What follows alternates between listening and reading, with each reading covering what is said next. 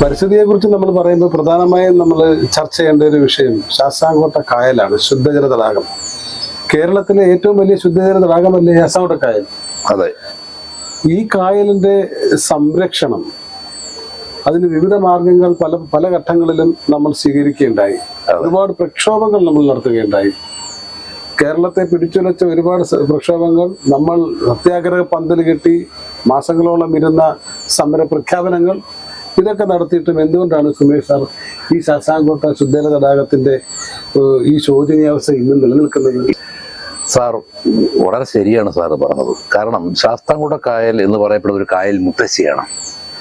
കായൽ മുത്തശ്ശി എന്ന് പറഞ്ഞാൽ പോലും നമുക്ക് തെറ്റ് പറയാൻ കഴിയില്ല. കാരണം എത്രയോ നൂറ്റാണ്ടുകൾക്ക് മുമ്പ് എത്രയോ കുന്നുകൾക്ക് നടുവിൽ ജനിച്ച കായൽ മുത്തശ്ശി.